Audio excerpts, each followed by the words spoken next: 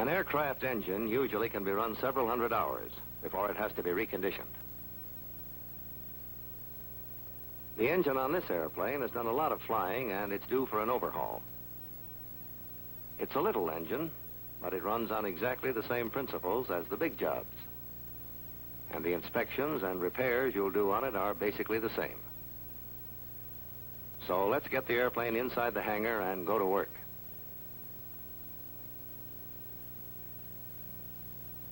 While you're letting the engine cool, one of the first things you ought to do is be sure all the tools you'll need for the job are handy. You don't want to waste time hunting for the right tool. That means you'll have not only screwdrivers, wrenches, drifts, and the like, but measuring gauges, containers, funnels, clean rags, and metal tags for marking parts as they're taken from the engine. You'll also need an engine manual containing a table of limits and helpful instruction on proper procedures. Since you're interested chiefly in the cylinders, the preliminary steps you take before removing the cylinders will be covered quickly. Check the ignition switch and fuel shutoff valve to be sure they're both off.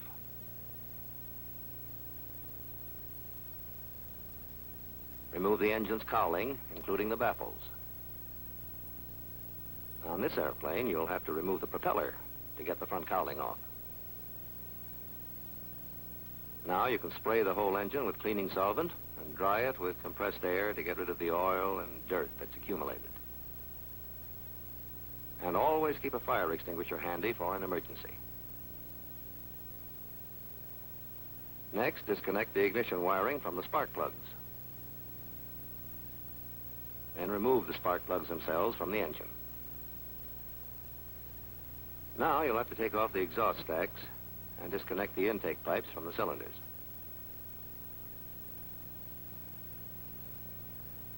Then the push rod housings can be disconnected, and you'll be ready to pull the cylinders. You'll find an exploded diagram of the cylinder and valve assembly in the engine manual. You're concerned now only with the cylinders. Later, the valve mechanism will have to be gone over. Pal nuts are used on this engine to safety the cylinder hold-down nuts. Remove them first. It's always a good idea to string nuts on a piece of wire so they won't get lost. With the pal nuts off, remove 4 of the 6 hold-down nuts, leaving 2 nuts on temporarily to hold the cylinder in place.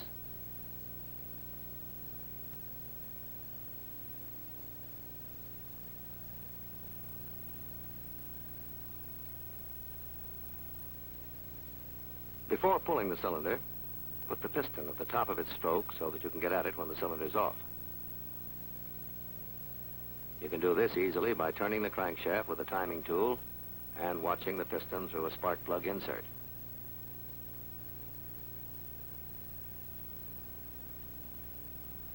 Now you can remove the last 2 nuts, and the cylinder will be free to come off.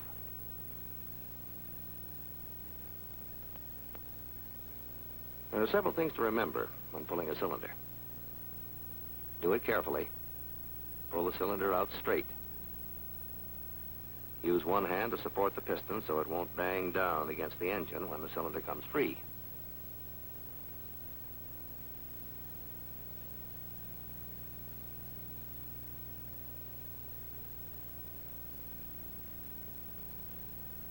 Keeping one hand on the piston, lay the cylinder down carefully.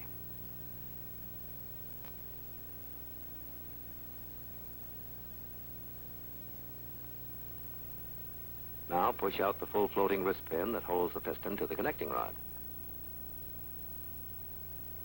And when you take the piston off, let the rod down gently so it won't drop against the port.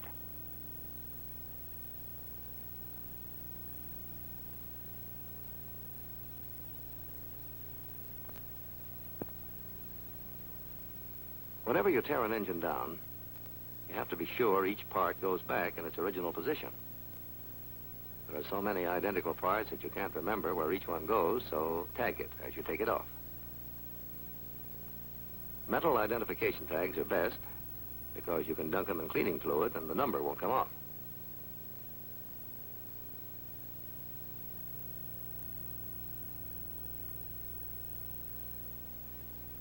soon as the cylinders are pulled, be sure you cover up the open cylinder port so dirt, loose wire, nuts, or tools can't get inside accidentally.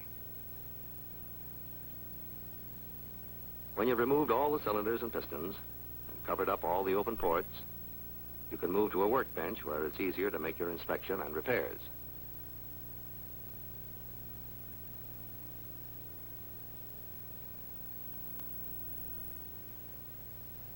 Your overhaul job will be a whole lot easier if you're systematic about it.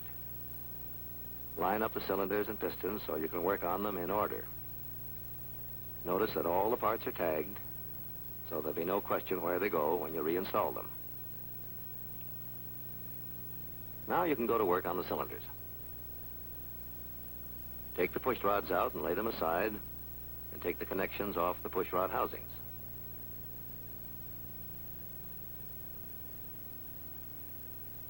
Now, remove the 6 screws that hold the rocker box cover to the cylinder.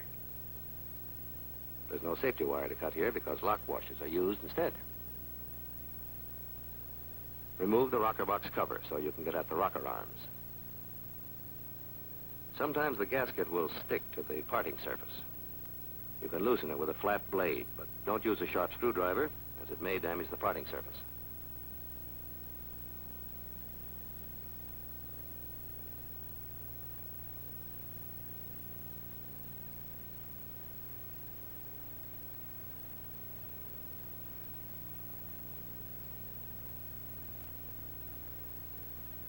This rocker arm shaft comes out easily. Sometimes you'll have to tap them out with a soft drift. Be sure to tag the rocker arms so you'll know which is exhaust and which is intake. You're ready now to clean the cylinder. A revolving wire brush on the end of a drill is good for removing carbon from the head. Be careful, though, not to scratch the cylinder walls with it. The outside dirt and oil will come off by using a spray gun and cleaning solvent. Then compressed air will not only dry the cylinder, but will blow off dirt and carbon. Before you can take the valve assembly apart, place the cylinder over a wooden form that fits the inside of the cylinder head. This will hold the valves in place when the springs are compressed. You'll also need a simple tool like this to compress the springs. A pair of tweezers is handy for picking out the little split locks. They're hard to pick out with your fingers.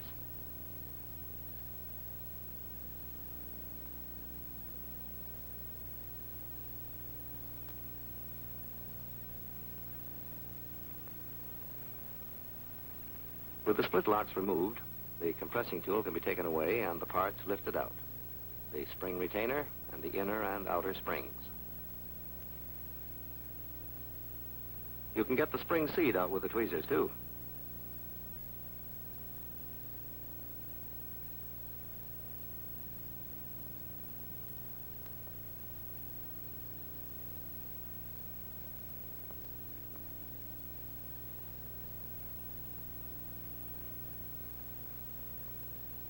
Hold the valve stems as you take the cylinder off the form so they won't drop out.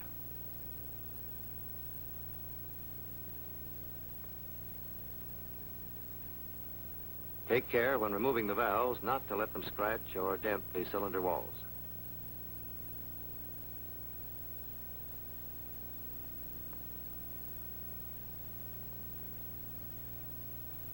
Now examine the cylinder head very carefully. A 10-power magnifying glass is a big help. If cracks are found, or if the head is loose, the whole cylinder will have to be replaced.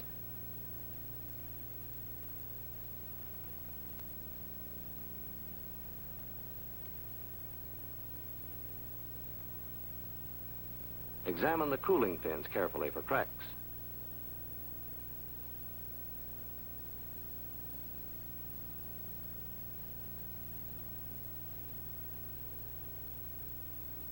One of the fins on this cylinder is chipped and will have to be repaired so it won't get bigger.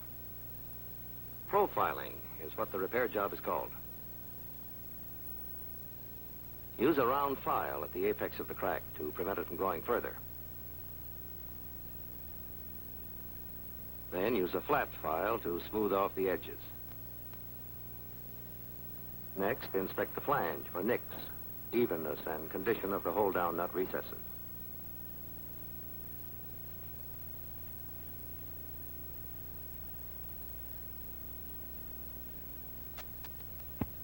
The rough edges of any nicks you find can be smoothed down.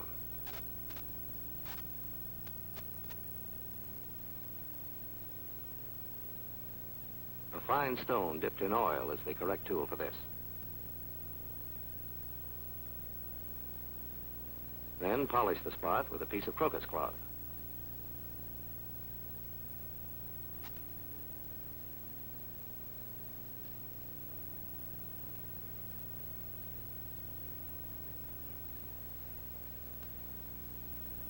Examine the inside of the cylinder barrel thoroughly for dents and scoring. The wall of this cylinder is in good condition. Sometimes you'll find a cylinder has been scored, like this one. This cylinder would have to be rebored before it can be used again, or perhaps replaced. Since your cylinder barrel is in good shape, you can go ahead with the job. You're ready now to check for out of round and taper. First, look up the maximum allowed in the table of limits. The taper, wear, and out of round allowed is 0.02 of an inch.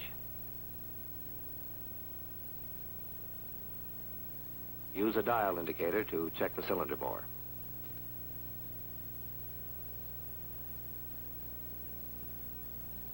Set the dial to 0.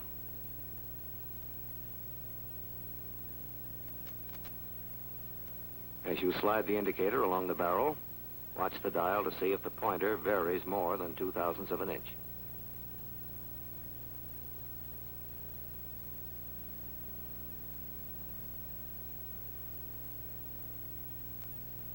The taper of this cylinder is satisfactory, so you're ready to check the diameter of the cylinder. With an inside micrometer, take one measurement at right angles to the crankshaft.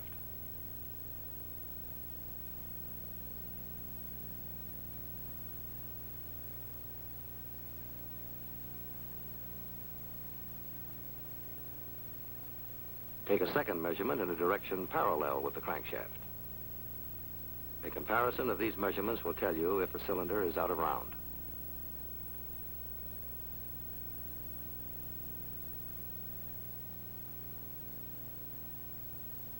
Record the larger diameter of the cylinder barrel on a check sheet. Later on, you'll measure the piston and subtract its diameter from the diameter of the cylinder. In that way, you'll find out if the clearance between the piston and cylinder checks with the table of limits.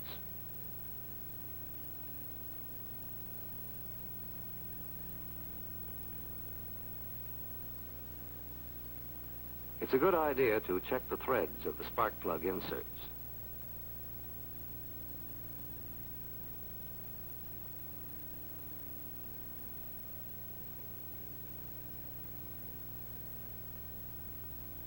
Damaged threads can be fixed up by chasing them with a tap that has the proper size metric thread.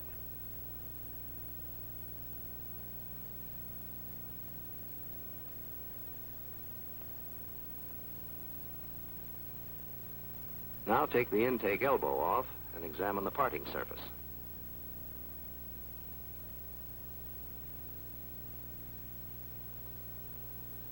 Take the gasket off and inspect the intake flange and exhaust flange for nicks and imperfections that might need stoning.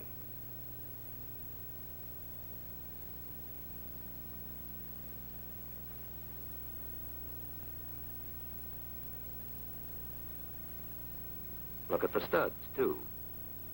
Here's one that will have to be replaced because the threads are in bad shape. The best way to get an old stud out is with the stud remover, turning it slowly so as not to damage the threads in the stud hole. This stud should be discarded and a new one installed. If there's any sign of looseness in the old stud, the new one ought to be the next oversize.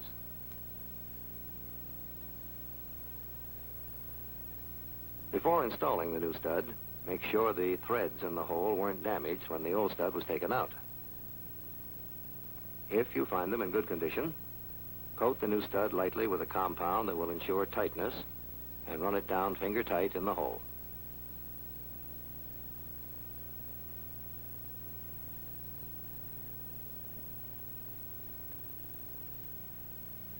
One method of tightening the new stud is to use 2 nuts.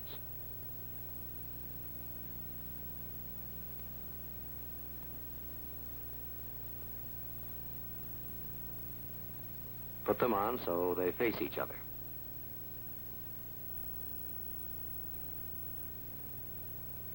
Then lock them together tightly.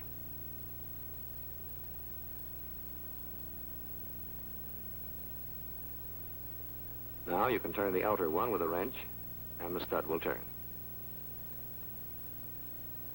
Drive the new stud in tight, and then make sure it's the same length as the others.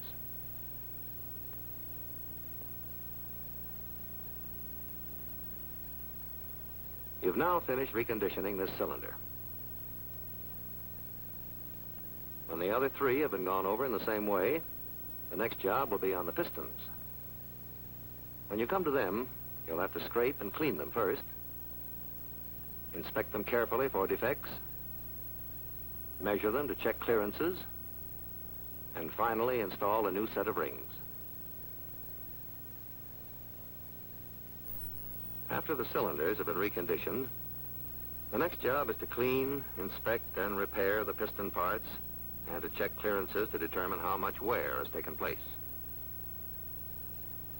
You'll find an exploded drawing of the piston assembly in your engine manual. When inspecting and reconditioning pistons, you'll be concerned with the piston itself, the piston rings, the piston pin, or wrist pin as it is more commonly called, the piston pin plugs, the bushing in the connecting rod, and the connecting rod itself. Here's the way these parts go together. The piston pin bushing in the connecting rod actually is a pressed-in part of the rod and is not removed during an overhaul. The connecting rod fits into the piston in this manner. The piston pin plugs fit snugly into the ends of the piston pin, like this. The piston pin is then inserted through the piston and the connecting rod bushing and holds the piston to the connecting rod. The piston rings are installed around the piston.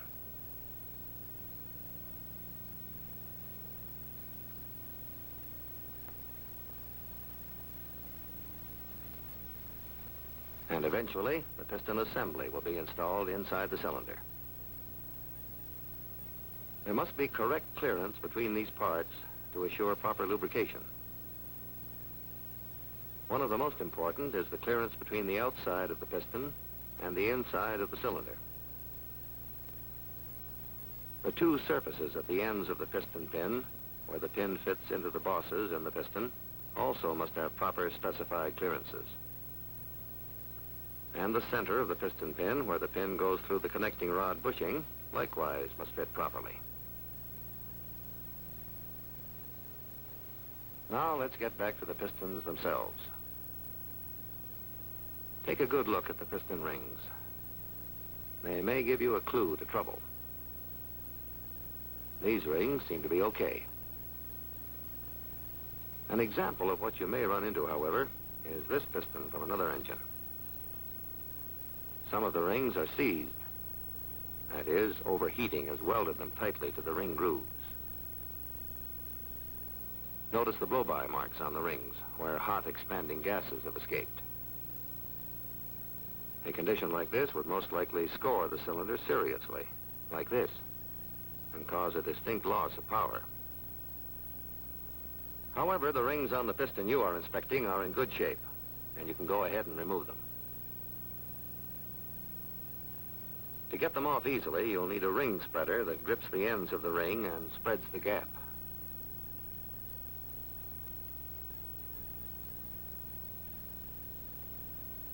When you have all the rings off, you can start cleaning. And this is a lengthy job. The heaviest carbon can be loosened with a scraper. You can make a scraper by putting an edge on a piece of aluminum, like this one. If you make a scraper, be sure to use soft metal that won't scratch the piston.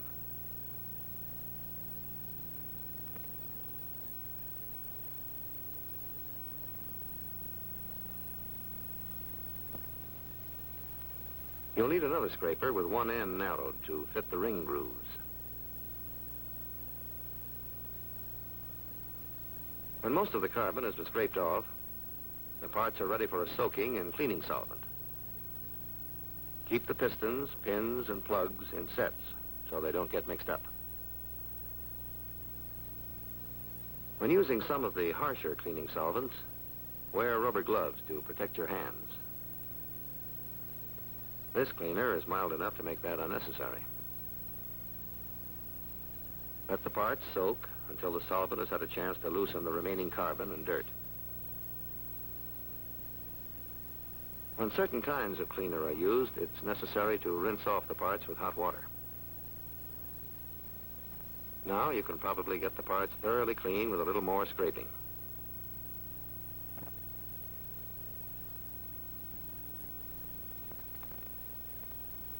Getting pistons that have had a lot of use clean is a painstaking job. But when you're finished, each one of them ought to shine like new. Poke out the oil relief holes spaced around the head with an undersized drill to be sure no dirt has clogged the openings. Now you can finish off the cleaning job in good shape with a spray gun and cleaning solvent. The gun will force cleaning fluid into all the corners. Then the same gun, disconnected from the solvent, will dry and further clean the piston with compressed air. After inspecting each of the piston pin plugs, try them in the piston pin for fit. This one is too loose and should be discarded. Make a note to get a new plug for this pin. To detect cracks or scoring that you might otherwise miss, use a 10-power magnifying glass. Here's a nick that can be repaired.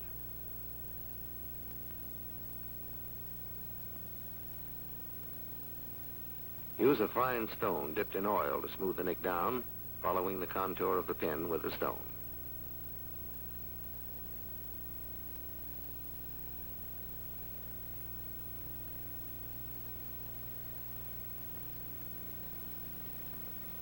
Then polish the spot with a piece of crocus cloth.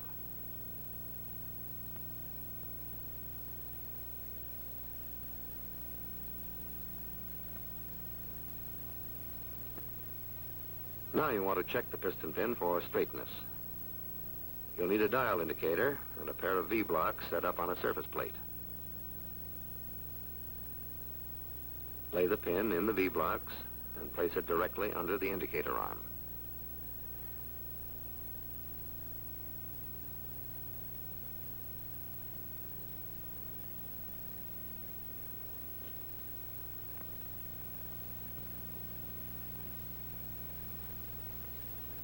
Set the dial so the needle points to 0.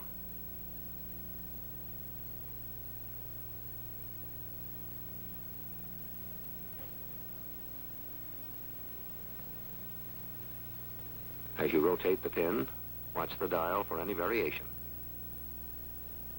This pin is perfectly straight. Next, you want to measure the diameter of the pin at each end, where it fits into the bosses in the piston, and in the center, where it fits into the connecting rod bushing. You'll remember where these clearances are. Use a micrometer of the right size to get these diameters and have your check sheet handy to record them. You'll use a micrometer many, many times. And, in fact, a good deal of the effectiveness of the overhaul job will depend upon your skill in using this tool.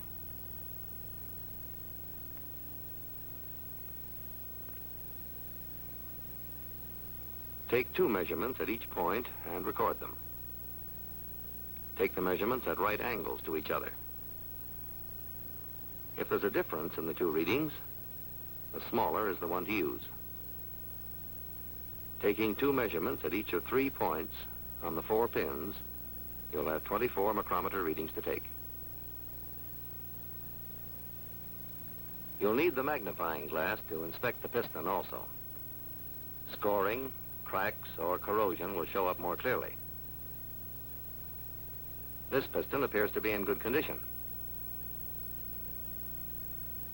Now you want to be sure the clearance of the piston in the cylinder is satisfactory.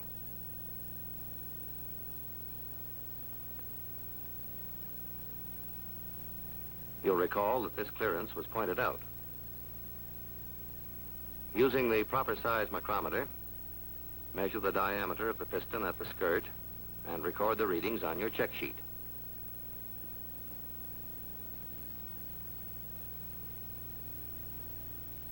Take measurements at 3 points on the bearing surface of the piston at the skirt, and if there's any variation in the readings, use the smallest one. When you measure the cylinder, you recorded its skirt diameter. Now record the piston diameter and subtract to get the clearance.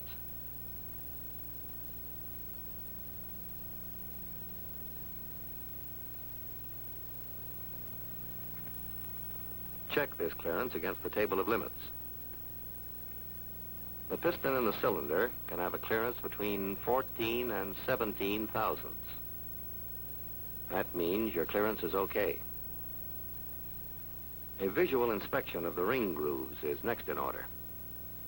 Watch particularly for signs of steps worn into the grooves. Now examine the piston pin bosses for scores, cracks, or evidences of wear. This boss appears to be in good condition. You still need to check the clearance between the boss and the piston pin. To measure the diameter of the boss, use a telescoping gauge and a micrometer. By taking readings in 2 directions, you can tell whether or not the boss is out of round. Record the maximum inside diameter of the boss on your check sheet. A few minutes ago, you measured the diameter of the piston pin where it fits into this boss. Now subtract the diameter of the pin from the diameter of the boss and get the clearance.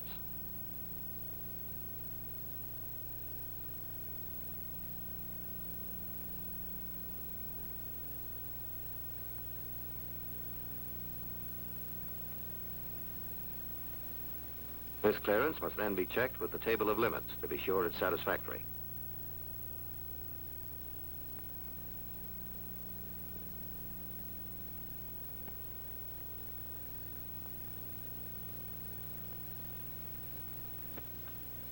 To complete your check of piston pin clearances, you'll need to go back to the engine to get the diameter of the piston pin bearing in the connecting rod. Use a telescoping gauge and micrometer in the same way you took the diameter of the bosses. Again, it's standard practice to take the diameter in more than one direction. And if there's variation, use the largest one. Now subtract the center diameter of the piston pin from the diameter of the connecting rod bushing. This will give you your final clearance, which must also be checked with the table of limits.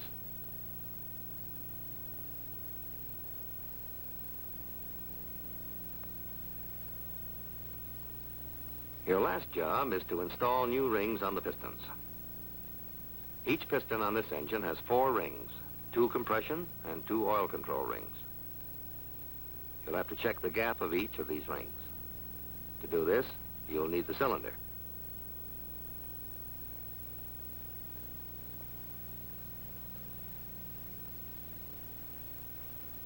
Install the piston in the cylinder barrel in its operating position.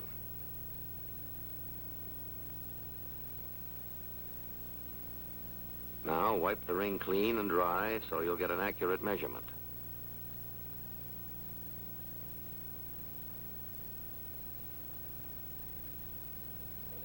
Then compress the ring and place it in the cylinder.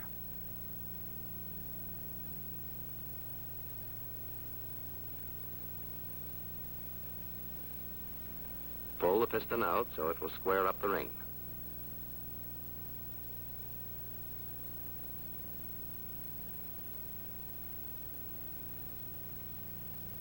Use a feeler gauge to check the gap of the compressed piston ring.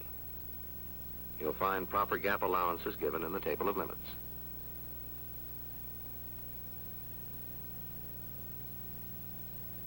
It's not unusual to find the gap too small. When you do, you'll have to file the ends of the ring down.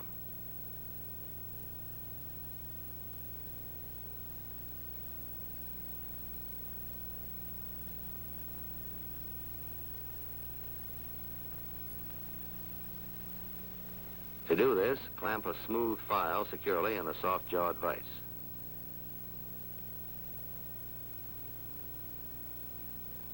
Then hold the ends of the ring squarely against the file so the ends will remain parallel and move the ring up and down.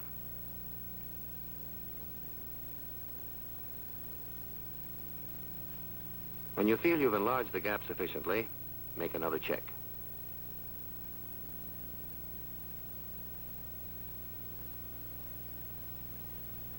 This ring is okay now. Each new ring should be checked in the same way to be sure the gaps are those specified in the table of limits. The next step is to install the rings. First, set the piston down with the open end facing up.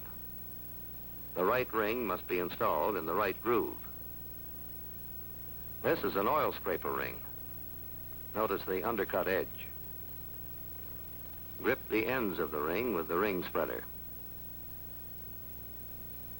This oil scraper ring should be installed with the undercut edge toward the open end of the piston. Now turn the piston over so you can get at the other three grooves. Install another oil ring having a similarly undercut edge next. This ring is also installed with the undercut edge toward the open end of the piston in the third groove from the top.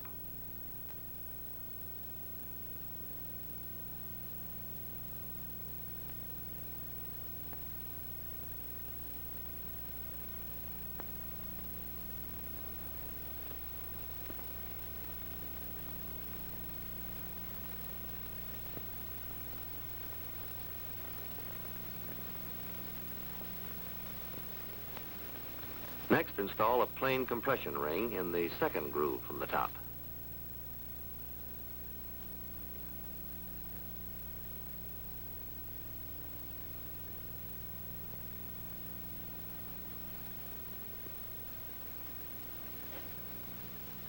And finally, install the top compression ring in the top groove with the beveled edge toward the top. On some engines, the top of the ring is marked to avoid confusion.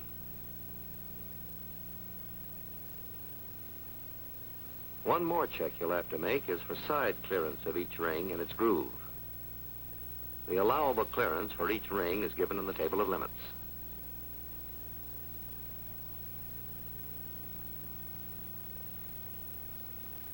Hold the ring firmly seated in the groove when you use the feeler gauge and run the feeler all the way around the piston.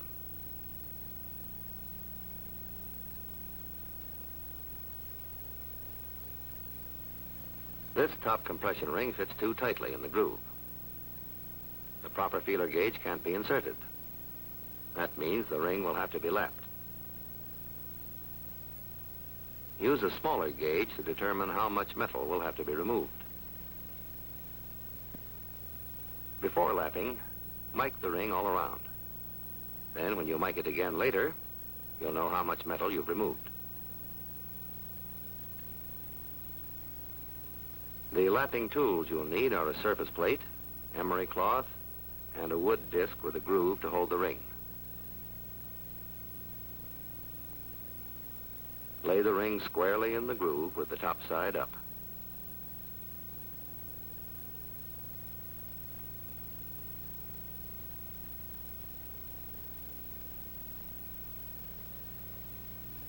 Lap with a light touch, moving the ring evenly over the emery cloth.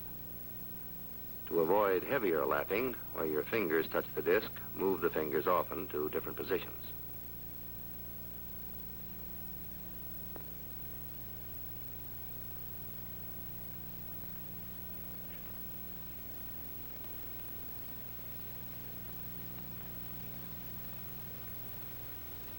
Check the ring frequently so you don't lap it too much. Take it out of the disc and wipe it off before making it so you'll get an accurate measurement.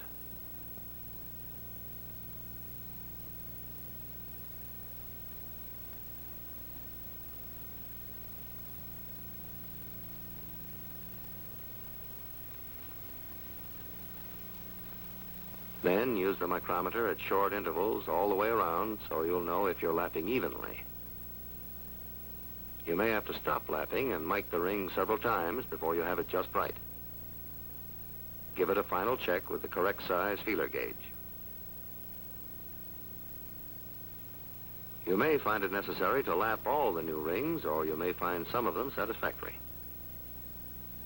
With the new rings installed, your overhaul of the piston is finished. Each piston is gone over with the same care and put into first-class condition. Before reinstalling the pistons, however, the valve assembly must be serviced. That operation will include taking the valve assembly apart, cleaning the parts, inspecting them carefully, checking the tension of the springs, measuring the parts to check clearances, refacing the valves where necessary, and finally, lapping them into their seats. The parts lined up and tagged, you're ready to disassemble the valve mechanism. After cleaning the cylinder, remove the rocker box cover so you can get at the valves. If the gasket sticks, loosen it with a flat blade, being careful not to damage the parting surface.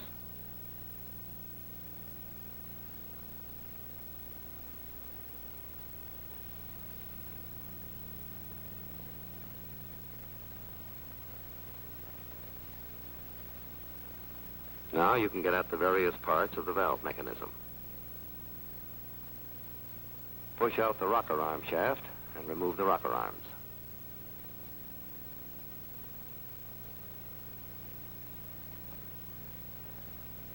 Tag each rocker arm to identify it as intake or exhaust. Next, place the cylinder on a wooden form to hold the valves in place and compress the valve springs so you can pick out the split locks.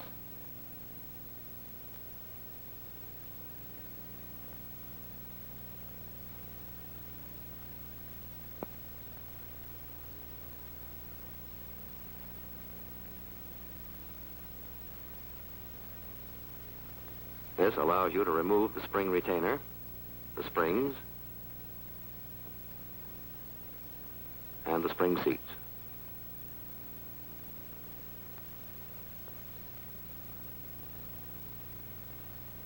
Then you can remove the valves. Don't let them scratch the cylinder walls when you take them out.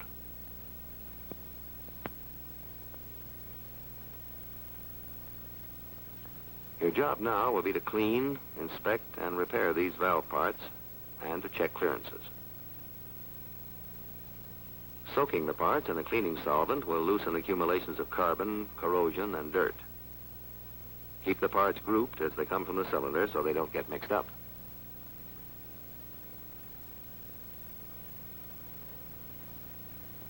While the parts are soaking, you have some work to do on the cylinder head.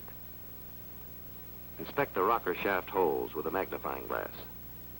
Look for cracks or any burrs or nicks that should be stone smooth.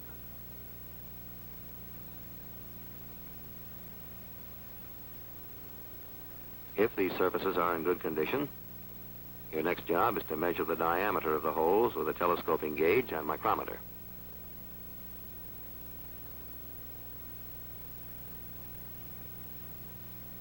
These diameters will be used later to get the clearance with the shaft.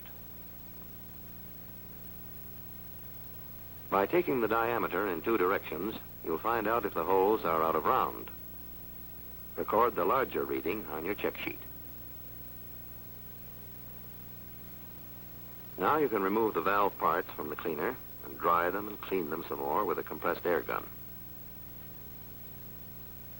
Use a magnifying glass to inspect both exhaust and intake rocker arms for cracks, burrs, or other imperfections.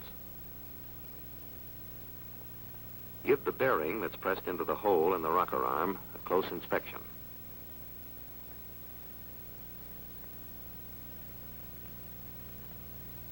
The inspection should include the socket into which the push rod fits and the surface that the valve stem touches.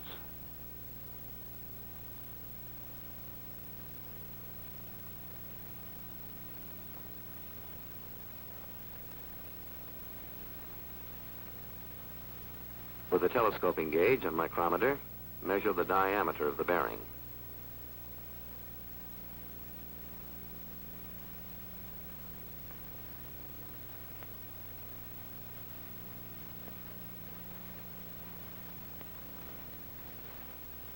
Take a reading in 2 directions to check for out of round.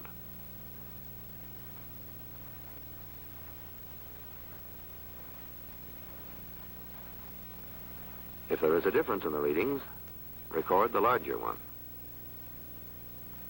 Inspect and measure both rocker arms in the same way. Now examine the rocker shaft carefully for cracks. This shaft seems to be in good condition, so go ahead and measure its diameter. Measurements are taken at 5 points where it fits into the 2 rocker arm bearings and where it goes through the 3 shaft holes in the cylinder head. When you have made all these measurements, you have the information for figuring the clearances.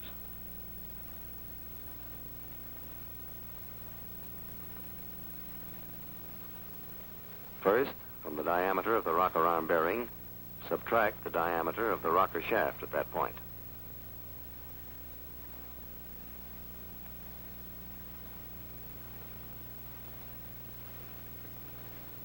Make a similar computation for each rocker arm.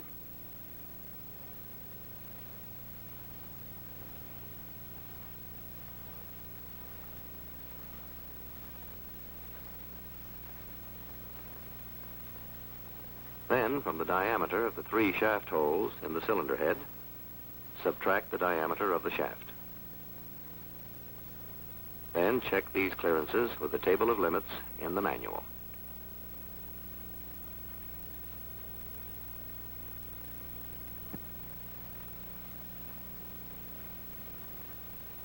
Your clearances are okay.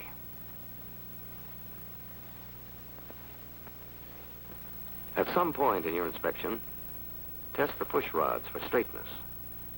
If they're bent, they won't roll smoothly on a surface plate. The sound made by dropping them will tell you if the ball ends are tight. They are a pressed fit.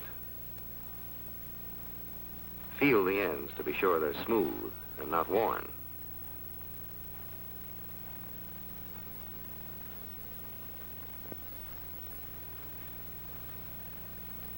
Then, with an air gun, blow out the oil passages. Now, inspect the other parts of the valve assembly.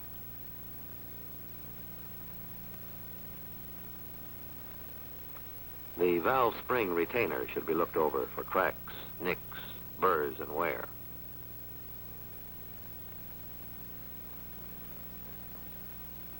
Check both the inner and outer valve springs carefully for fractures or corrosion.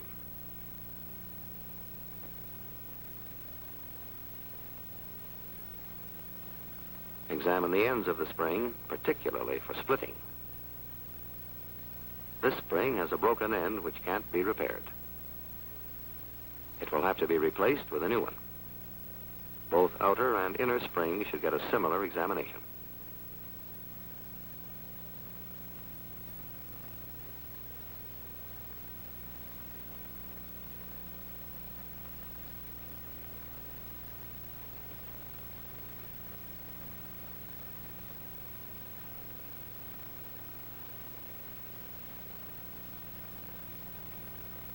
Look the spring seat over carefully also. When both sets have been examined, you'll need to test the pressure of the springs.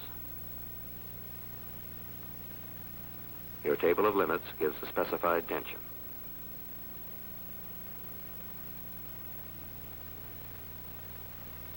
First, set the tester for the specified height.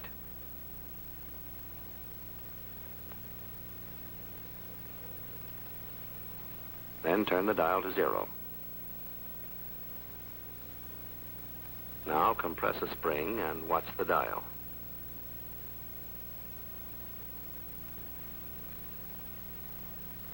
Test the outer springs and then look up the specifications for the inner springs.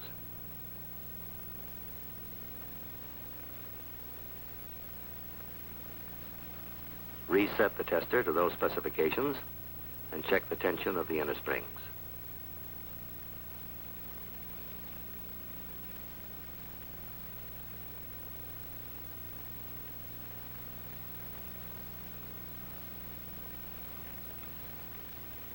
Continuing your inspection, examine the valve spring retainer locks for wear or for galling on the outside. Check them also for snug fit on the valve stem. These split locks are extremely important. If they fail when the engine is operating, the valve will drop into the cylinder and cause serious damage. Next, test the fit of the valve guides in the cylinder head. If either of them is loose, a new guide must be installed. A check will have to be made of the clearance between the valve stem and valve guide. So you'll need to measure the inside diameter of the guide with a small hole gauge and micrometer.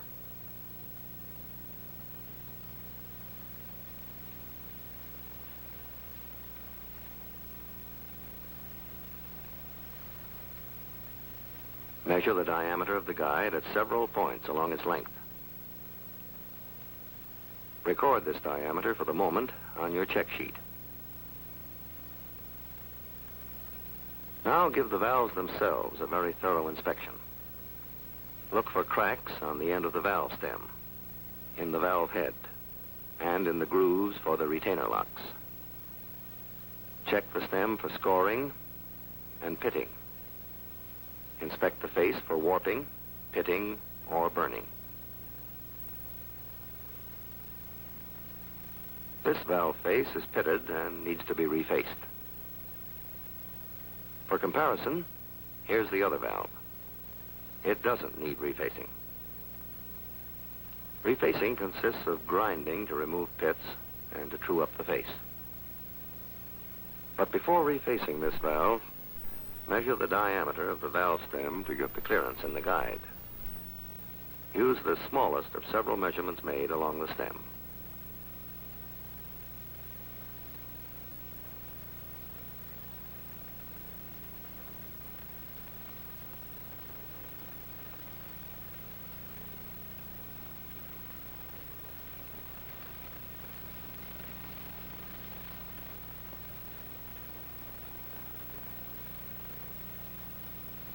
The diameter of the stem is subtracted from the diameter of the guide to obtain this clearance, which is figured for both the exhaust and intake valves.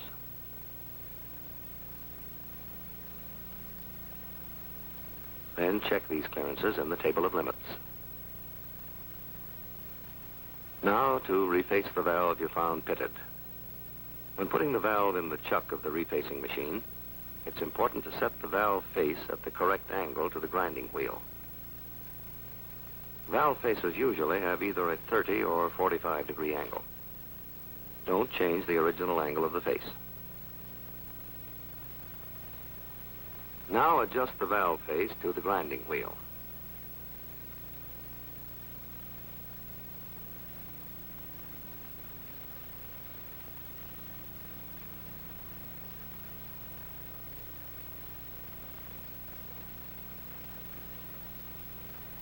In moving the valve across the grinder, take light cuts and move slowly. Carry each movement all the way across the grinding wheel. And grind away as little as possible, only enough to remove the pitting. You can determine by inspection when the face has been ground enough to remove the pitting, but not enough to feather the edge. All the valves are lapped into their seats to assure a perfect leak-proof fit. First, apply a valve lapping compound to the valve face, dabbing it on sparingly.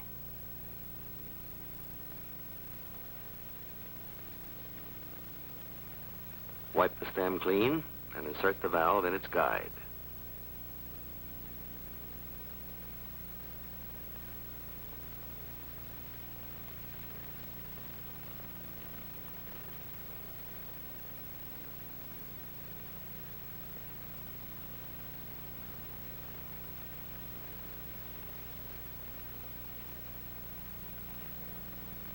A piece of hose fitted over the stem is a good lapping tool.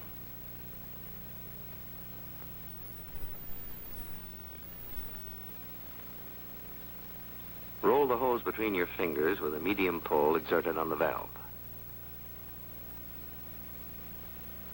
Change the position of the valve on its seat frequently. The valve compound should be changed often.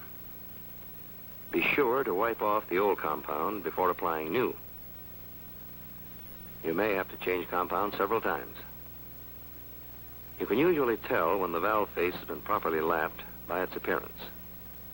It will look to be frosted, like this. Notice that the frosted surface is in the center of the face.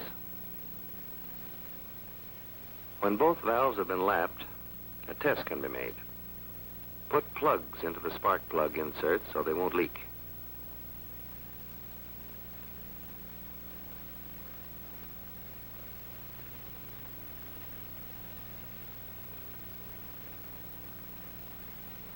Then clean off the compound from the valve and seats and put the valves back into their guides.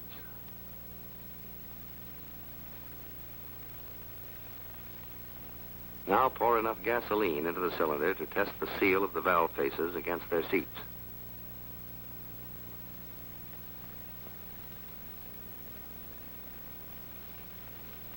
If, after 20 minutes, no gasoline is leaked through, the valve has been properly lapped in. If there's a leak, the valve will need to be lapped again until a leak-proof fit has been obtained. Finally, inspect the parting surface of the rocker box for dents, nicks, and scratches. Do the same with the cover. The cover must fit perfectly on the rocker box to prevent oil leaks, and if necessary, stone the parting surfaces to obtain such a fit. You've now inspected the complete valve mechanism and repaired the parts where necessary. Here's the way the valve assembly goes together. The valve guides and valve seat inserts are not removed from the cylinder. Here, they're separated from the cylinder so you can see them better. The first step in reassembly is insertion of the valves through the guides from inside the cylinder.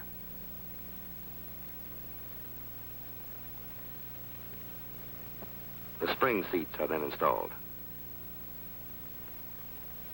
Then the outer springs. Then the inner springs. Then the spring retainers. Then the split locks that hold the assembly together. The rocker arms are not installed until the cylinder has been replaced on the engine. Now to put the actual valve mechanism together. First, oil the valves thoroughly and assemble them in their guides. Use a heavy engine oil.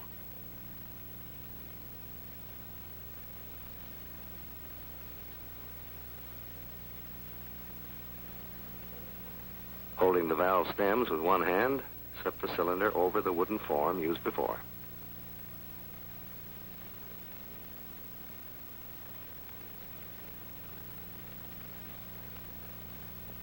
Install the spring seat,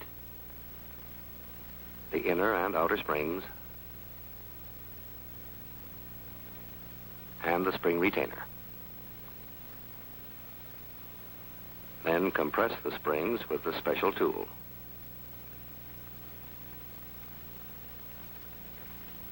Now you can set the retainer split locks in place.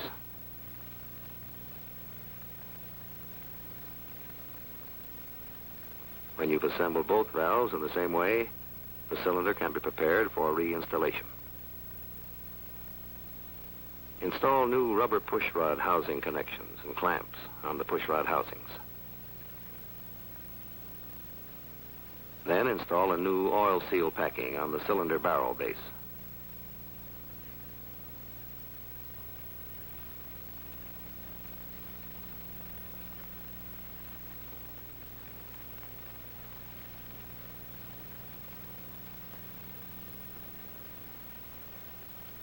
Now, when you have oiled the inside of the barrel thoroughly, the cylinder will be ready to reinstall on the engine. When all of the cylinders have been similarly prepared on the bench, take them to the airplane. Uncover the ports which you protected, and take a look inside to be sure no tools have been left there.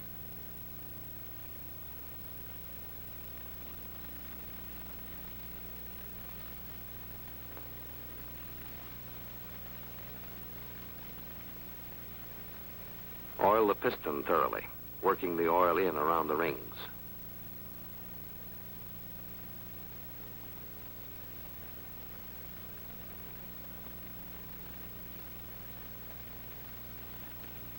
Don't forget to oil the pin.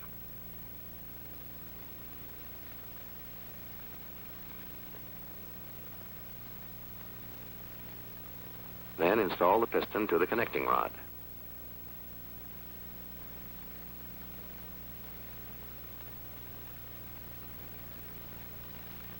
Check to see that the ring gaps are staggered.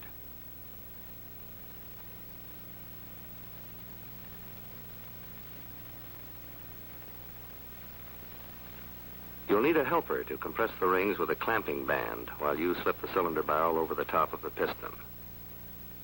Work the cylinder on gradually, pushing the clamping band ahead of you.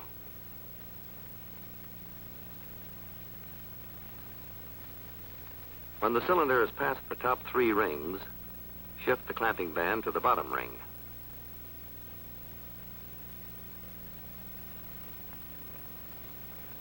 The band can now be removed and the cylinder flange fitted carefully over the studs.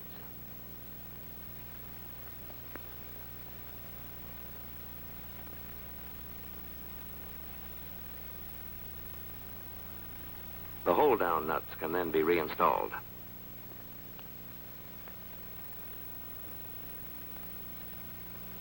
Tighten the hold-down nuts slowly and evenly with a torque wrench to assure proper tightness and evenness.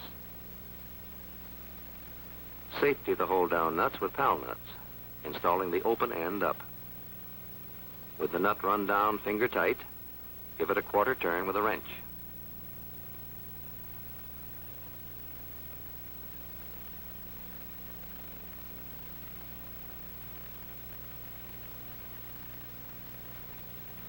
Now you can install the rocker arm, fitting the ends over the push rod and valve and securing it in place with the rocker shaft. The rocker arm should be oiled, and be sure you have the intake and exhaust arms in their right locations.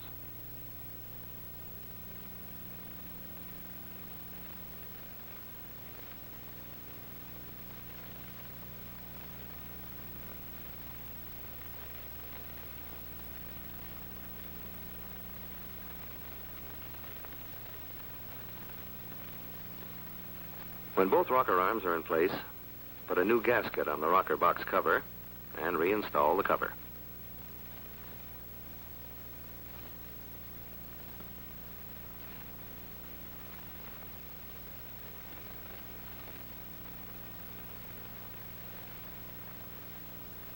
Finally, slip the push rod connections and clamps down over the housing flange and tighten the clamps.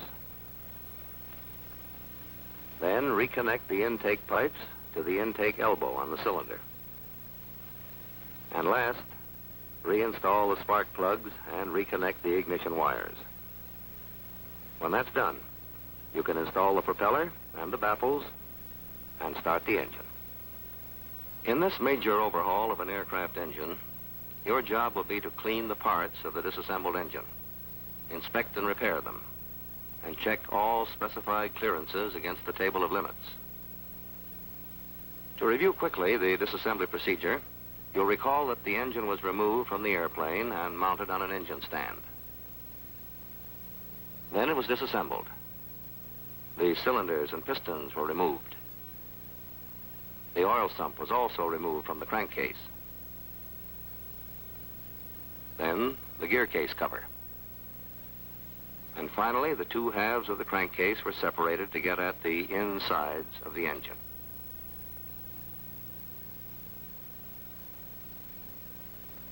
This made it possible to lift out the crankshaft and connecting rods, and the other internal part of the engine.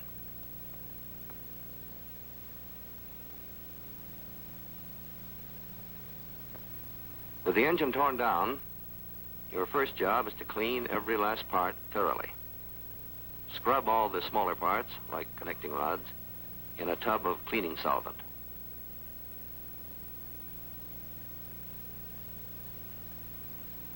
Use a stiff brush to do a thorough job. When you finish cleaning the small parts, dunk the crankshaft in the cleaning fluid. A brush will help you clean in around the throws, journals, and bearing surfaces.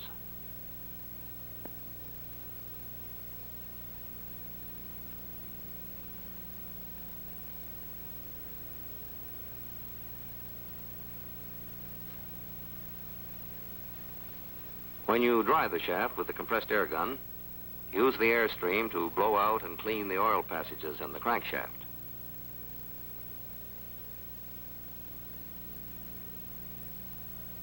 This is a must in engine overhaul.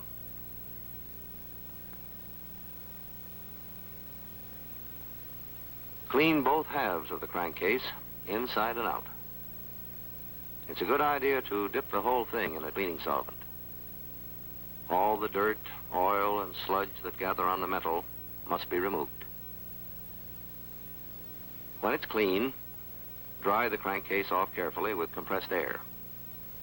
Be very sure the oil passages in the case are clear. Blow them out with air and cleaning solvent.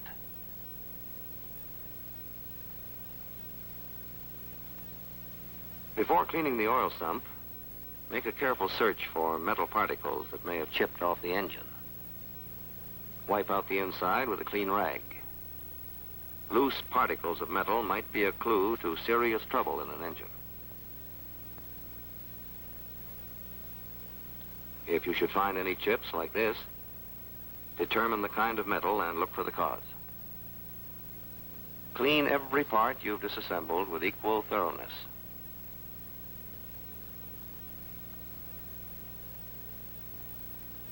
Cleaning of all the engine parts not only makes your inspection more efficient, but it allows you to check clearances with greater accuracy.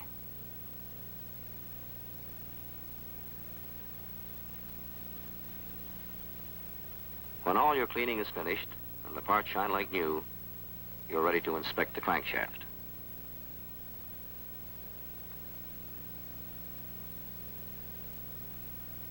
The crankshaft is the most vital part of any engine, and it must be in perfect condition.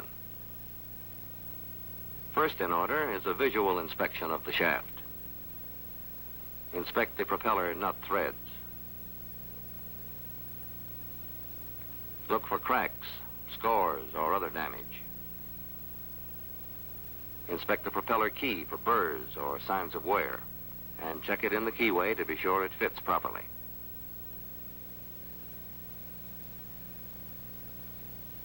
This should be a very snug fit.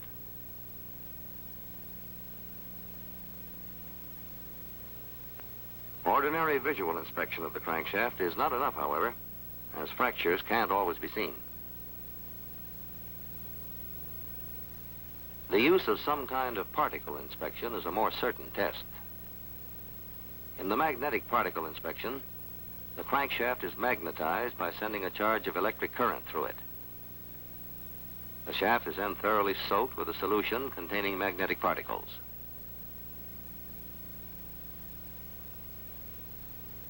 If there's a fracture, the particles contained in the solution will adhere to the edges of the fracture and make it visible.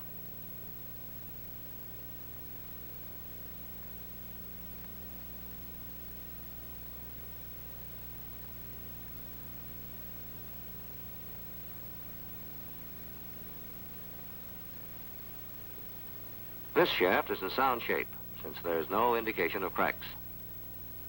So that you'll recognize a fracture when you see it, here's a fractured shaft from another engine. Notice how the particles cling to the line of the crack and bring it into relief. A fractured shaft must be replaced. When the inspection is complete, the shaft must be demagnetized by moving it back and forth inside a coil chamber and then removing it slowly.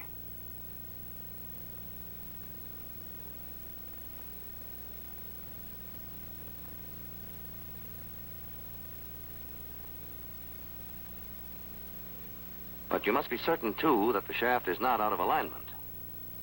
A stand like this is most efficient for this test.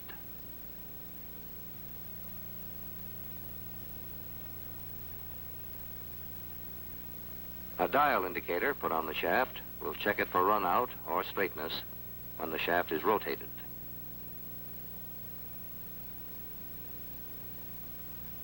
Make this check with the indicator on the end of the shaft.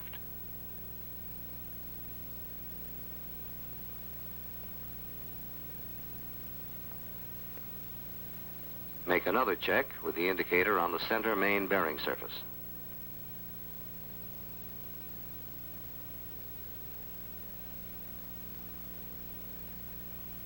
The needle on the dial shouldn't vary more than is allowed by your table of limits.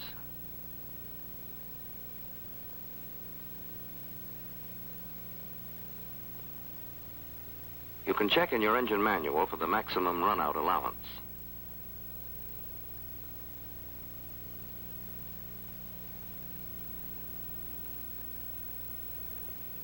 On this engine, it's 5/1000ths of an inch.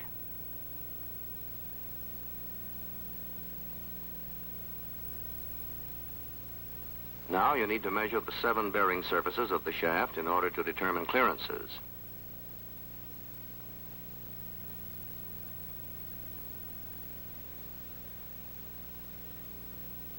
On this shaft, there are 3 main bearing surfaces where the shaft rotates on the bearings in the crankcase.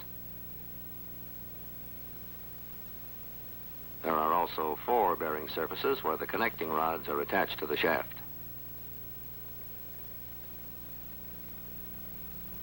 Use a micrometer of the right size to measure the diameter of the shaft. The purpose of these measurements and checking of clearances is to discover wear that wouldn't be visible to the eye.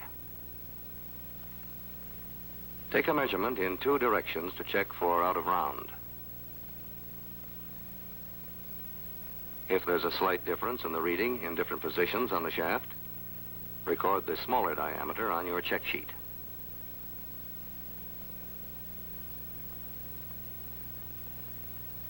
The next bearing surface is for a connecting rod. Measure this diameter in the same way and record the smaller measurement.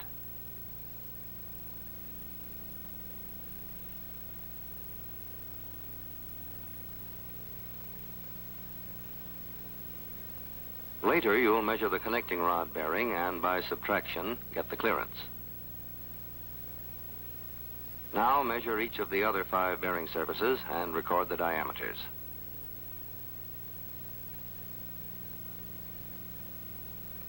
When that's done, you're finished with the crankshaft for the time being and can go ahead with an inspection of the connecting rods.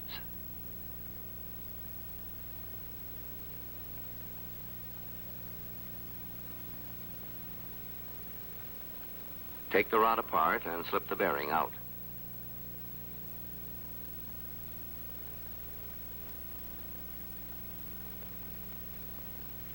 Check the bearing seat for cracks, nicks, or scores.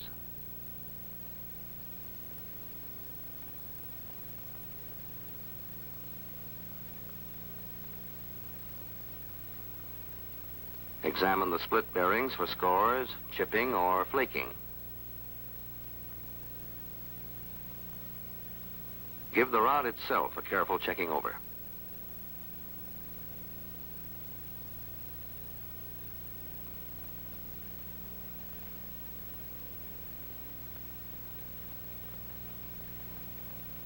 Here's a bearing that's scored. This score is deep enough so the bearing will have to be replaced. These split bearings are always replaced in pairs, not individually.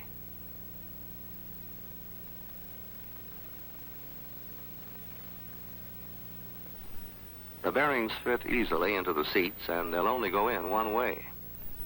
You can't go wrong.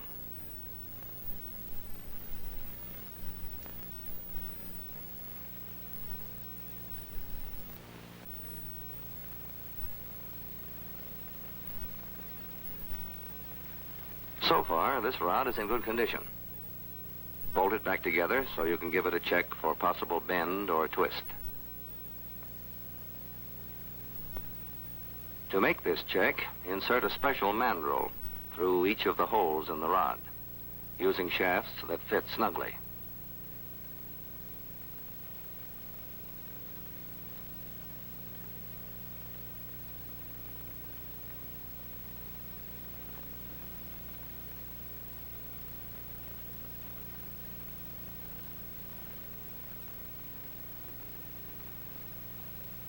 To make the check accurately, tighten the nuts with a wrench.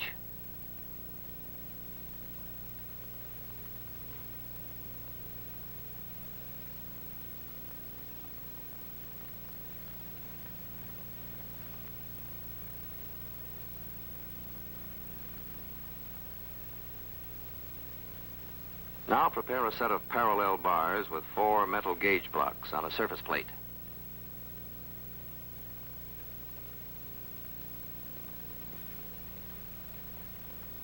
Then rest the ends of the mandrels on the blocks like this.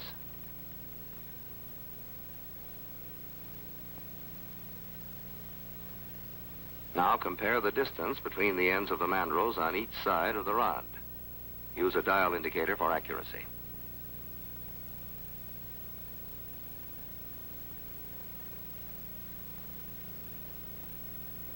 The dial indicator reading should be exactly the same on each side of the rod, if the connecting rod is perfectly straight.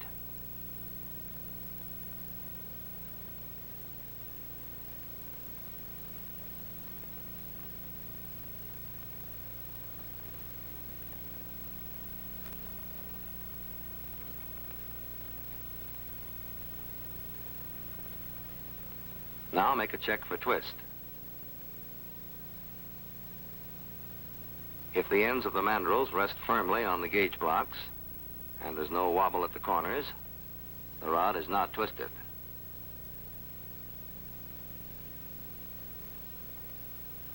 With all the connecting rods inspected and with damaged parts replaced, next measure the bearings at each end to obtain clearances. Before doing that, however, let's be sure of the clearances we're after. You've already measured the diameter of the crankshaft at the 4 throws where the connecting rods fit.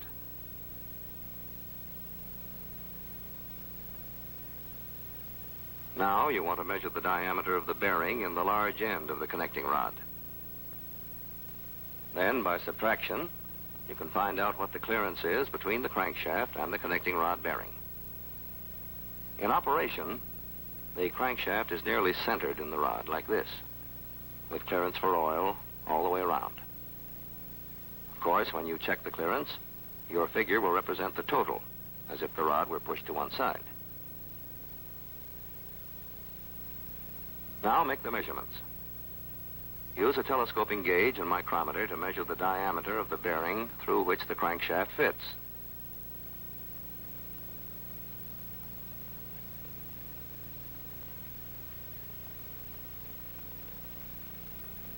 Take your measurement in more than one direction, and if there's a slight variation, use the larger diameter.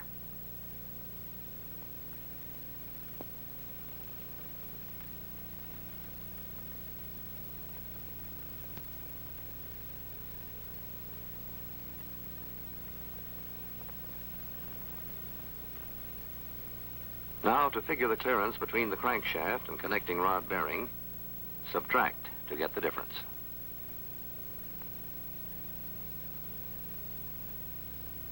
Check this clearance with that given in the table of limits in your manual.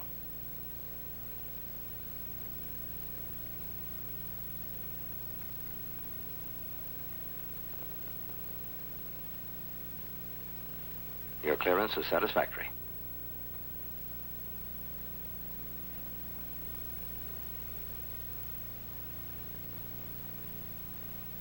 The bearing in the small end of the connecting rod where the piston pin fits also needs to be measured.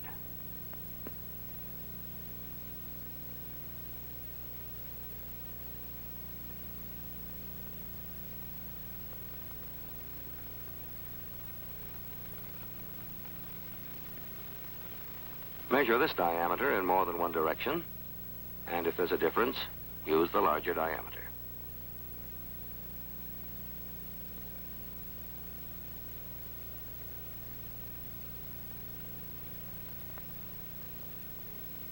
Record this measurement, and you can obtain the clearance between the piston pin and the bearing.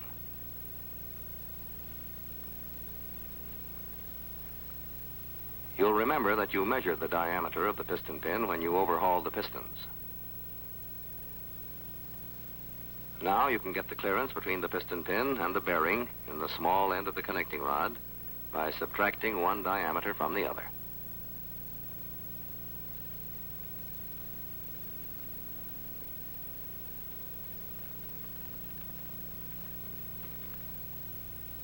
Now look up the allowable clearance in the table of limits in your engine manual.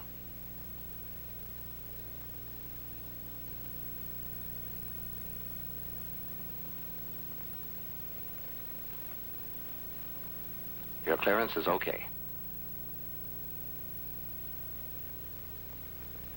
Give each of the 4 connecting rods an equally thorough examination and measure the bearing diameters in the same way. You've now completed your inspection of the crankshaft and connecting rods.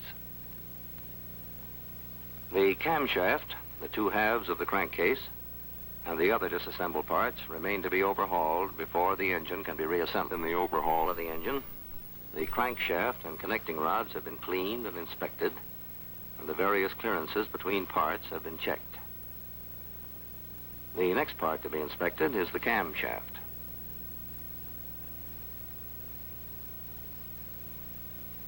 Examine the camshaft gear carefully for cracks.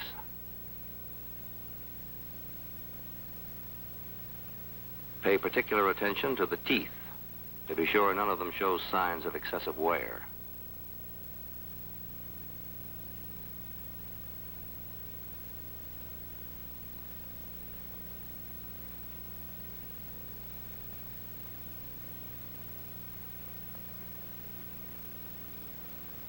Inspect the camshaft for cracks or nicks.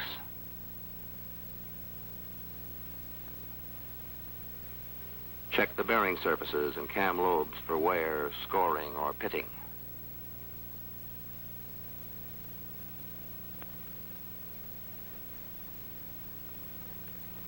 This camshaft appears to be in good condition, so you can go ahead with your measurements to obtain clearances.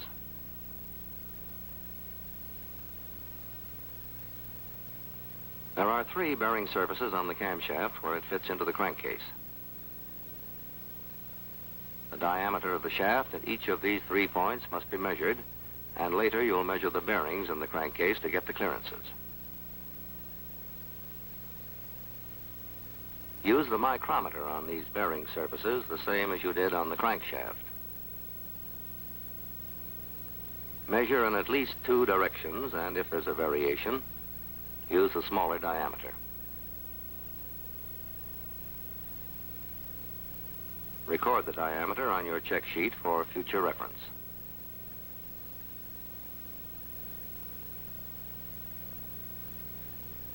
Check the center bearing surface in the same way, taking 2 readings at right angles to each other.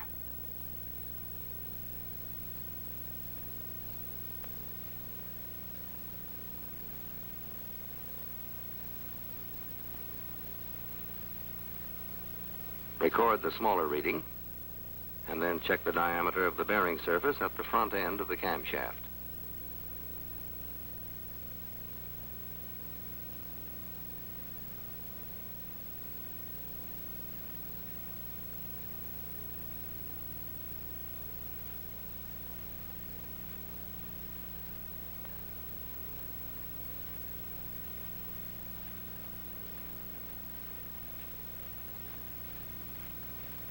This completes your work on the camshaft, and the next step is to inspect the hydraulic cam lifts.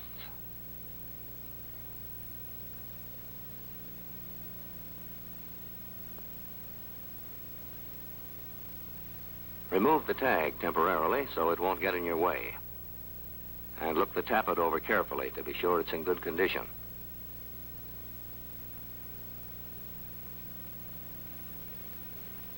Now measure the outside diameter of the tappet. Later, you'll measure the guide in the crankcase into which the tappet fits, so you can figure the clearance. The purpose of all measuring of clearances is to discover wear on parts that wouldn't be visible to the naked eye. Record this diameter on your check sheet for the time being. In the same way, inspect and measure each one of the 8 hydraulic tappets. Next, check the oil pump parts. Examine the driven gear carefully, looking especially for wear on the gear teeth.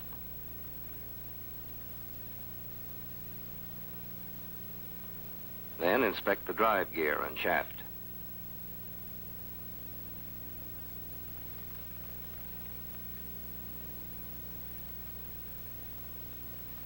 Replace the gears in the cover so you can check the clearance between the teeth and the cover.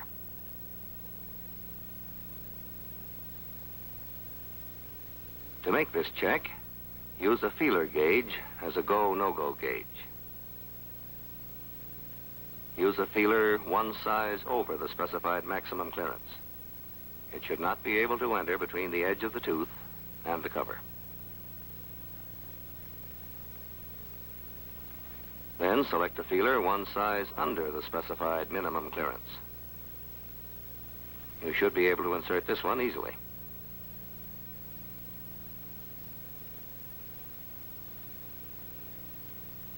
Make this check for every tooth on each of the 2 gears.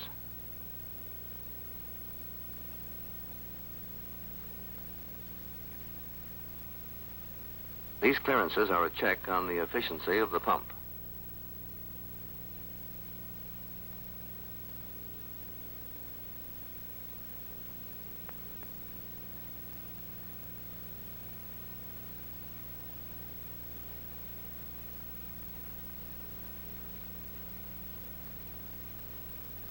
Now remove the drive gear and measure the diameter of its shaft with a micrometer.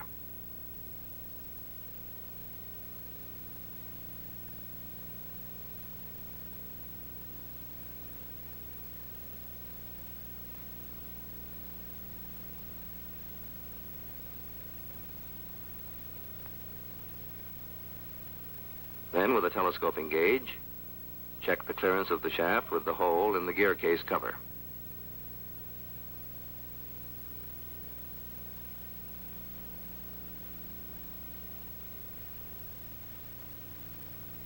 Now put the plate back on and tighten the nuts so you can check for excessive play of the gears or for binding.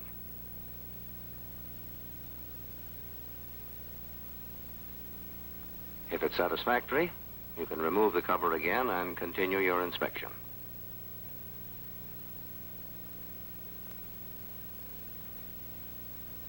Inspect the tachometer drive housing and check its fit on the shaft of the drive gear.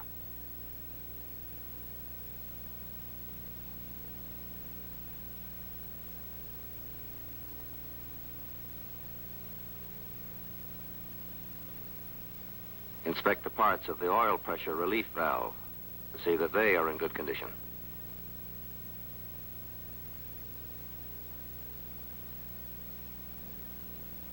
And finally, give the gear case cover itself a thorough visual inspection.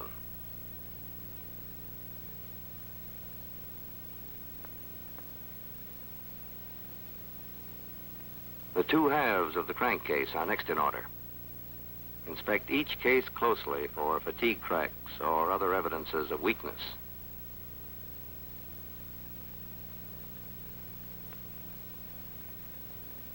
Note the studs particularly to be sure they're tight and straight and that their threads are in good condition. If the threads look as though they might be stretched, check them by running a nut down on the stud. The nut should run down freely and shouldn't bind if the threads are okay.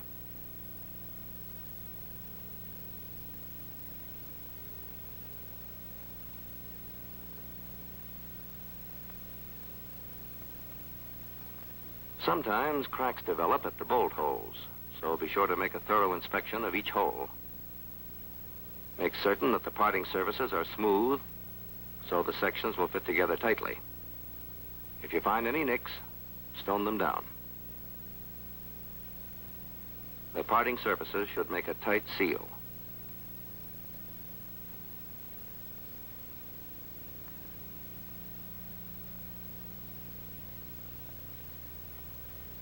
Lift out each bearing half from its seat so you can inspect both the bearing and its seat thoroughly.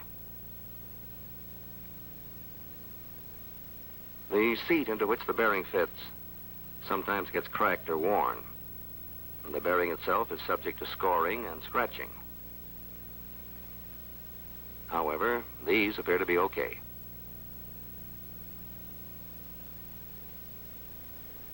There are 3 main bearings for the crankshaft and 3 more for the camshaft.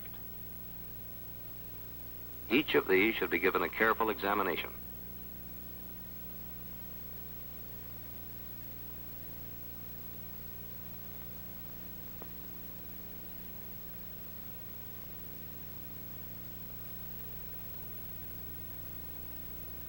The other half of the crankcase should be inspected in the same way.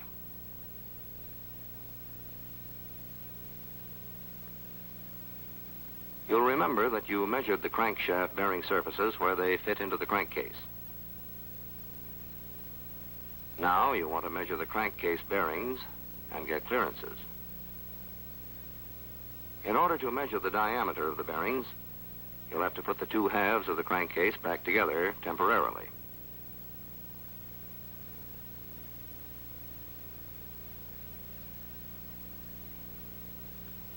To get accurate measurements of the bearing diameters, bolt the sections together by tightening the nuts on all bearing studs.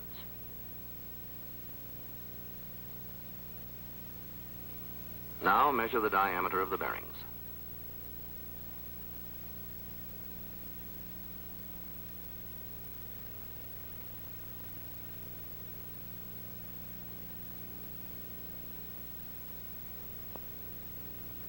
Take your measurements in at least 2 directions and use the larger one if there's a variation.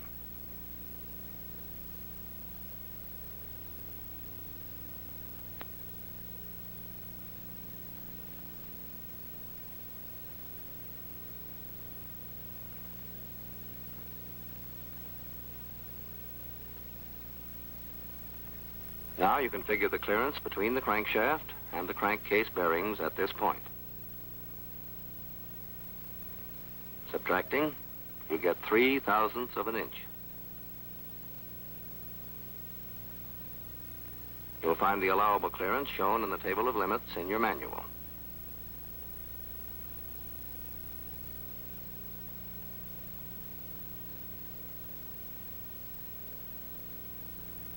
Your clearance of 3/1000ths is satisfactory then. Next, take the diameter of the rear main bearing, the one at the other end of the crankcase. Use the telescoping gauge and micrometer in exactly the same way and figure your clearance by looking up on the check sheet the diameter of the crankshaft at this point.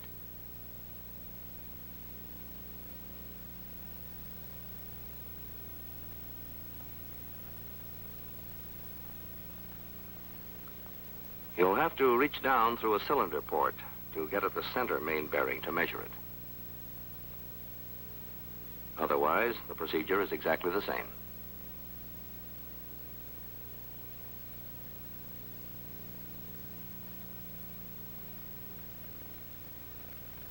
Now you'll have to take readings of the 3 camshaft bearings in the crankcase. This is the rear one.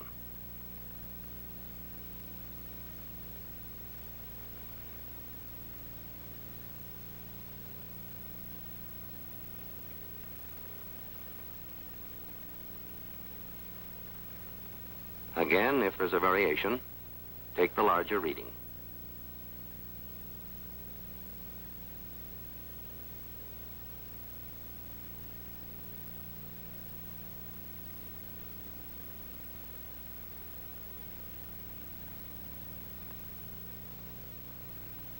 With this reading, you can figure the clearance with the camshaft by subtracting.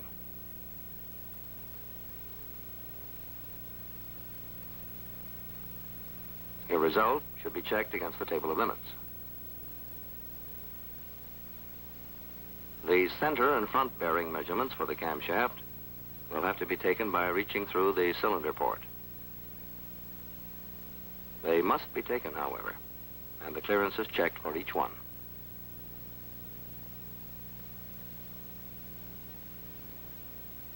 After removing the nuts, take the two halves of the crankcase apart again so you can measure the hydraulic tappet guides.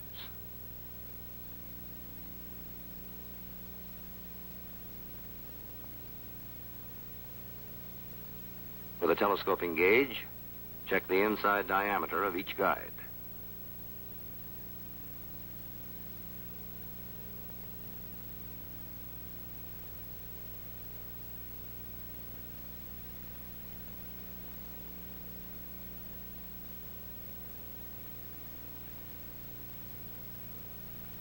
Take your measurements at least 2 points in the guide, and if there's a variation, use the larger diameter.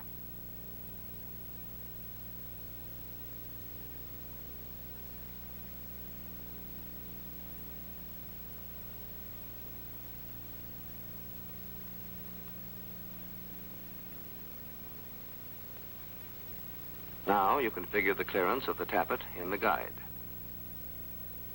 Check your result against the table of limits.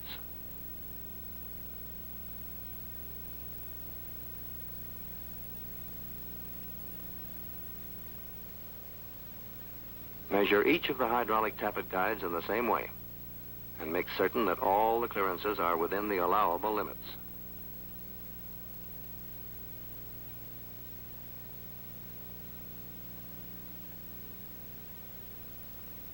You've now completed all the checking of clearances for this section, and there's left only an inspection of the remaining miscellaneous parts. Remove all the connections from the intake pipes and take the clamps off the connections.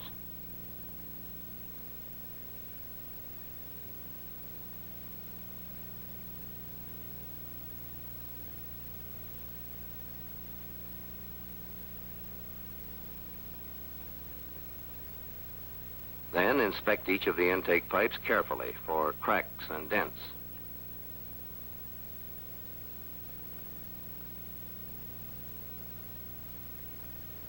New rubber connections are always installed at the time of an overhaul.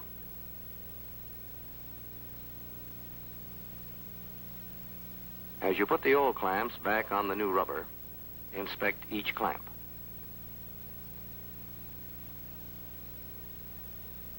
If any of them are broken or don't work properly, new ones should replace them.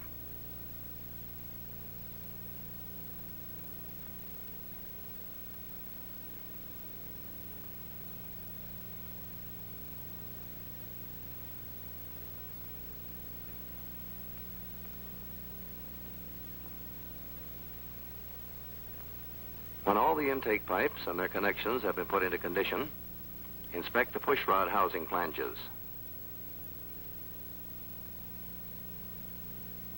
Check the parting surfaces particularly to be sure they're smooth.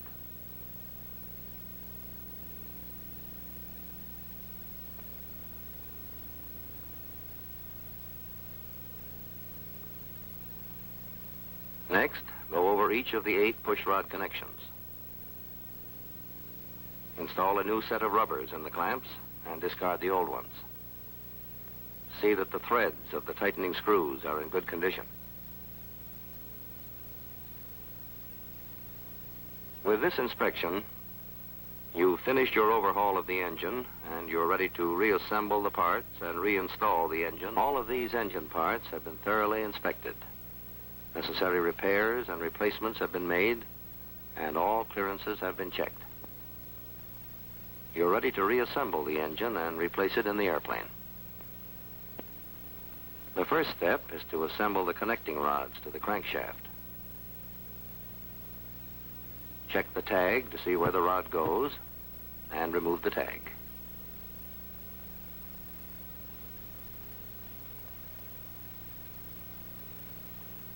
Now separate the 2 parts of the rod and oil the bearing surfaces thoroughly, both on the crankshaft and the rod itself.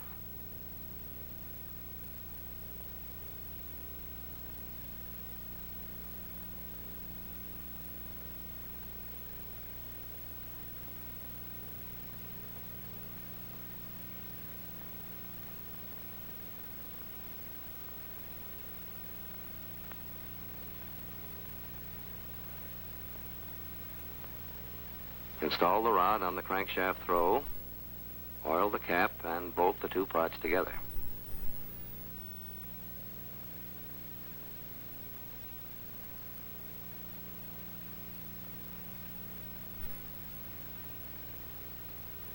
Install the rod so that the number will face upward when the rod is in its cylinder port.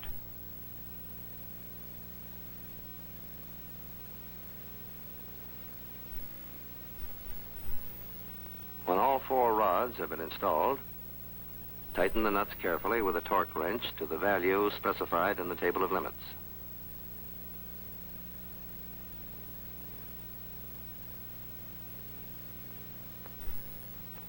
The castle nuts used here must be safetied with cotter pins. Tap the pin in with a soft face mallet, and then bend the two ends back neatly.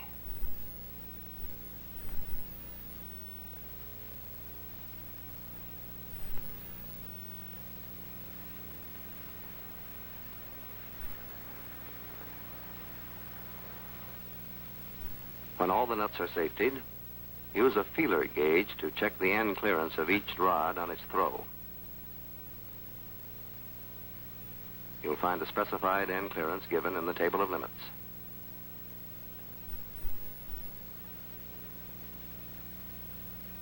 Now to reassemble the gear case cover.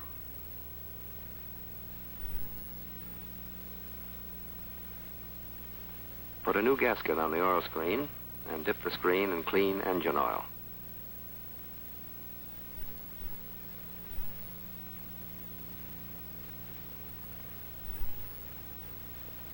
Then screw it in, wipe off excessive oil, and tighten it securely.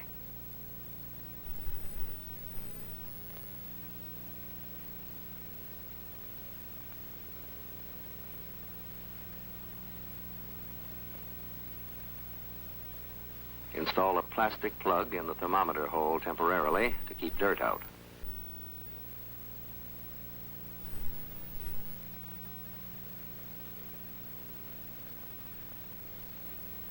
A new oil seal should be installed in the tachometer drive housing.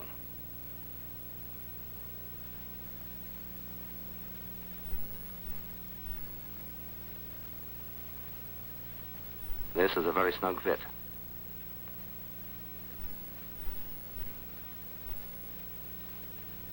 Tap the new seal into place with a soft face mallet.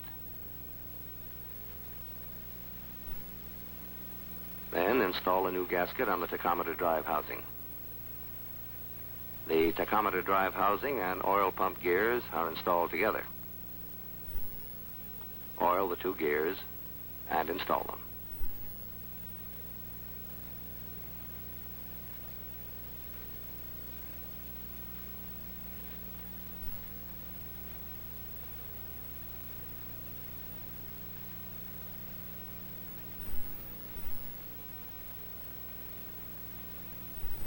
Then install the oil pump cover plate over the studs and the gear shaft and safety it.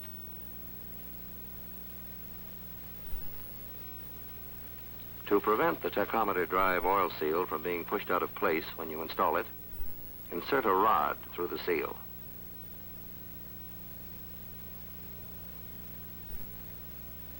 Match the end of the rod to the shaft and guide the tachometer drive housing down over the shaft.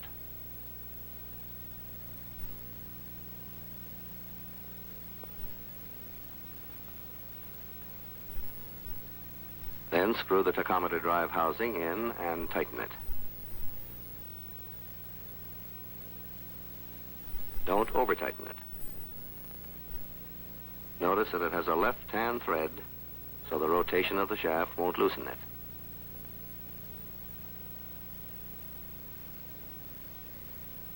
Next, install the oil pressure relief valve.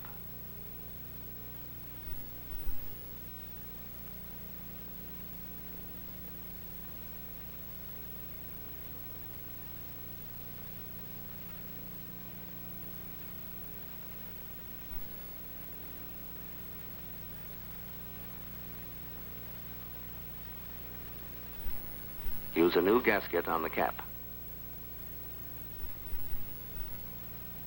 Then install the valve, the spring and the cap, and tighten the assembly securely.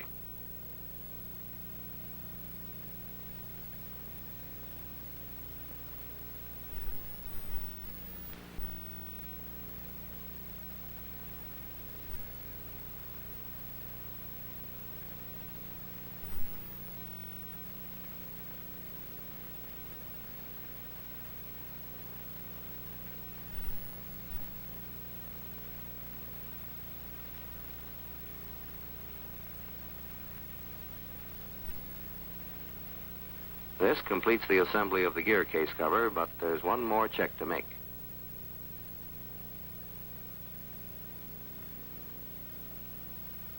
Test the oil pump gears to be sure they run freely. They shouldn't bind.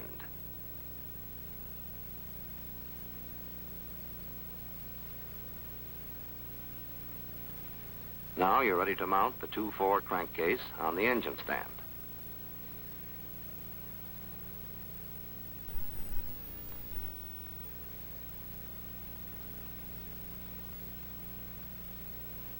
Before inserting the hydraulic tappets in their guides, remove the plunger and dip the tappet in clean oil.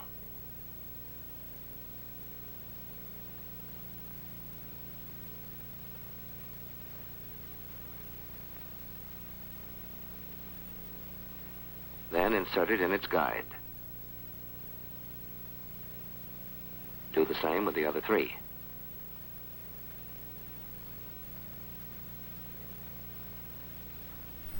Then install the tappets in the other crankcase.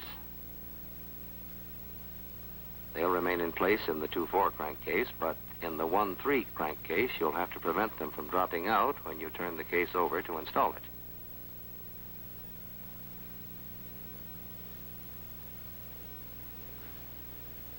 You can do this by temporarily slipping a push rod hose connection over the end of the tappet on the outside of the case.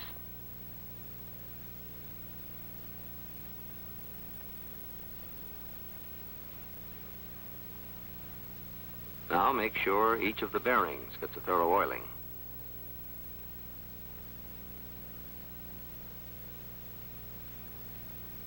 Use oil very liberally as you reassemble the engine.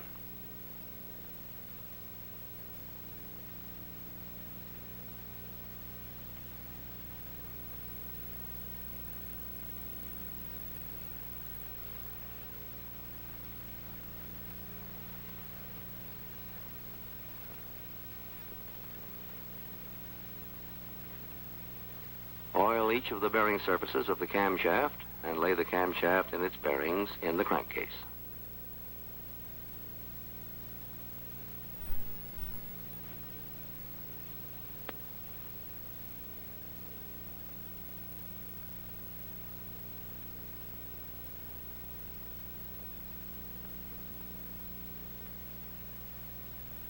Now, oil the bearing surfaces of the crankshaft and lay the crankshaft in its bearings in the crankcase.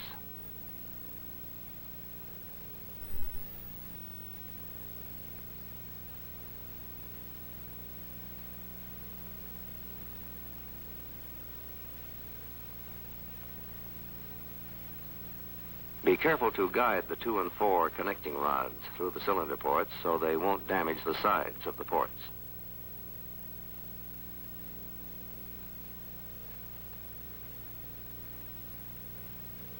Check the front end clearance of the crankshaft with a feeler gauge. You'll find specifications for this end clearance in your table of limits. Make a similar end clearance check on the camshaft.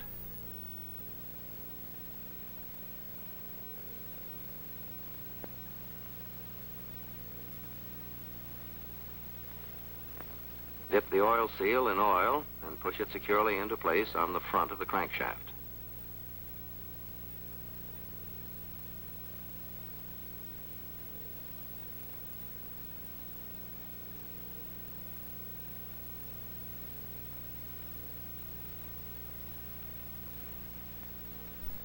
Apply a very thin film of sealing compound to the outside edges of the parting surfaces of both halves of the crankcase.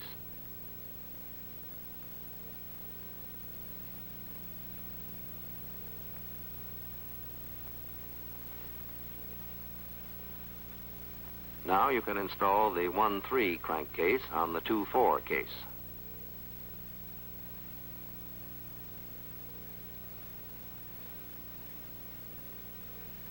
Guide the 1 and 3 connecting rods carefully through the cylinder ports, and be sure you get the dowel bolts into their proper locations.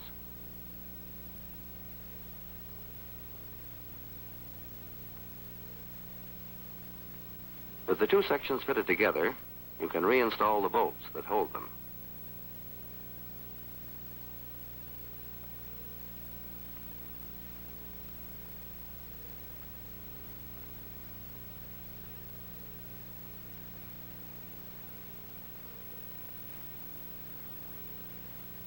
Before you put all the bolts in, however, check the crankshaft and the camshaft to be sure they move freely.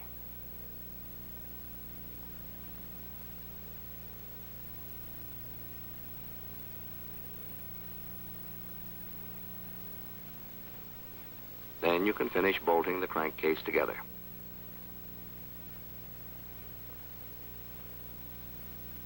All the nuts should be tightened evenly to the torque value given in the table of limits.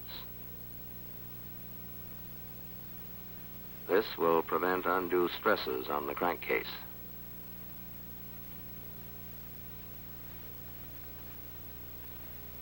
These nuts are safetied with pal nuts.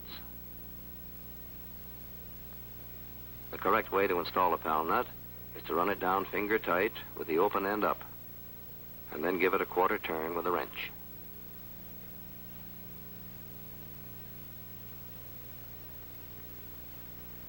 Now reinstall the camshaft gear in position for correct valve timing.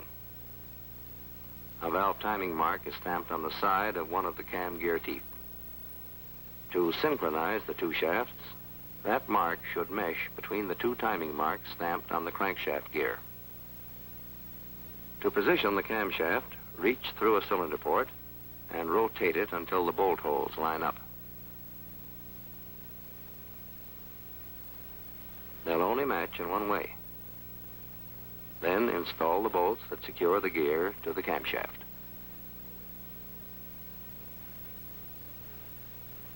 Tighten the bolts evenly to the torque value specified in your table of limits and safety them.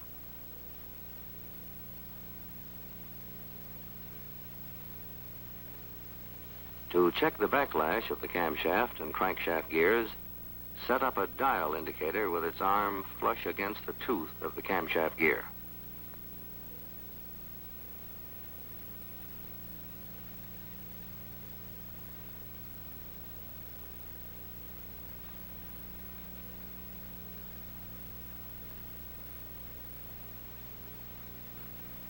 Now, holding the crankshaft gear with your left hand, move the camshaft gear back and forth. The amount of play shown on the dial should be checked against your table of limits. If you have too much play, you will have to replace the gear. This one is okay. Now you're ready to install the gear case cover, and the first step is to install a new gasket over the studs.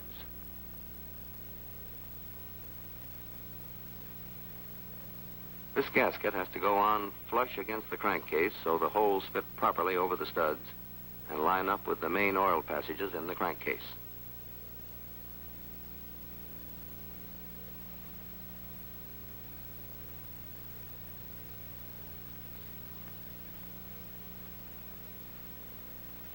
Before you install the cover, give both gears a generous application of oil.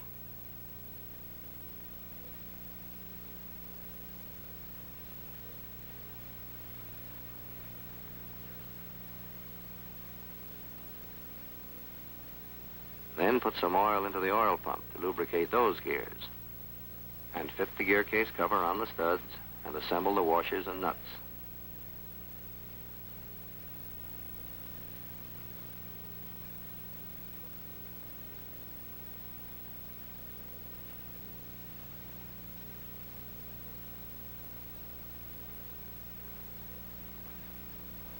Tighten the nuts evenly to the torque value given in the table of limits, and safety them with pal nuts.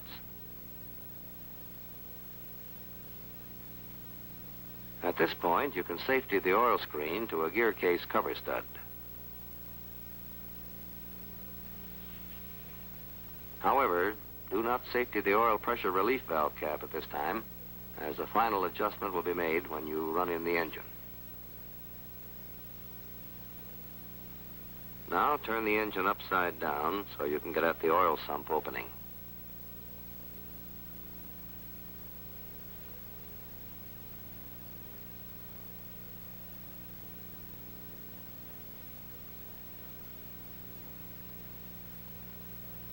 With a sharp knife, cut off the portion of the gear case cover gasket that crosses the opening.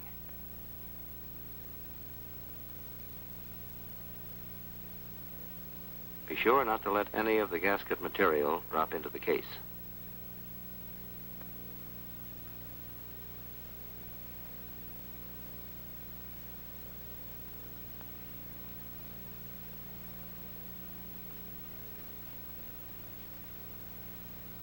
Then install the oil suction tube with a new gasket in the tapped hole in the bottom of the gear case cover.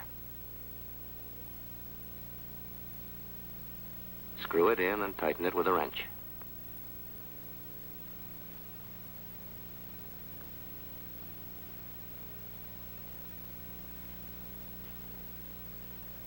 The tube should be safetied to the gear case cover.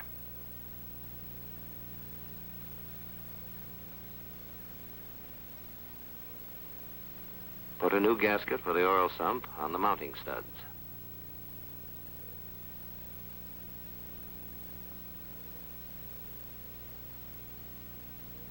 Then fit the oil sump on the 6 mounting studs, being careful not to damage the tube as you do so.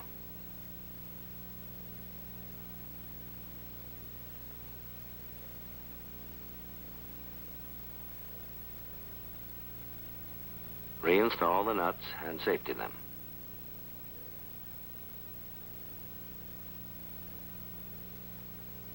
Reinstall the oil plug with the new gasket in the bottom of the sump and safety it.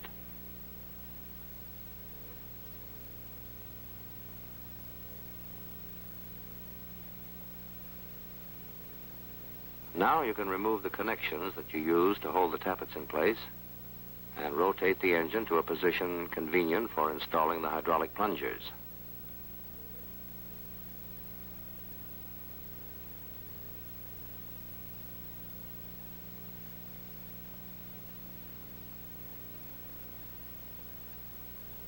Dip the plungers in oil and pump them several times to remove the air and fill them with oil.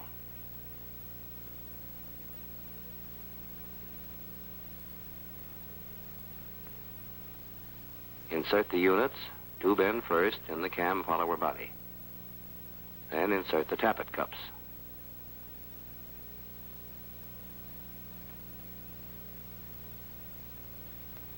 When the units have all been installed, put a new gasket over the studs and replace the push rod housing flange over the studs and gasket.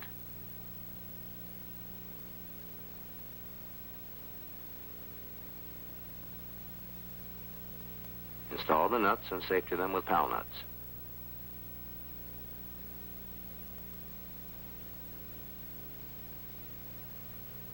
Now install the propeller hub key, tapping it into place carefully with a soft-faced mallet.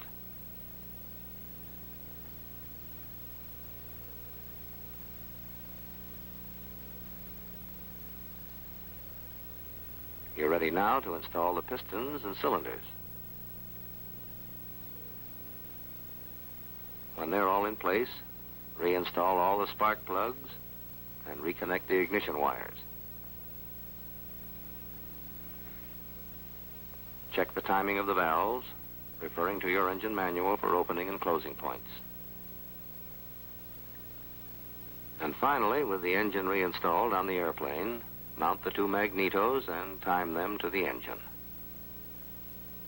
This will put the plane in readiness for a ground run-up, after which there should be a final check before the flight test.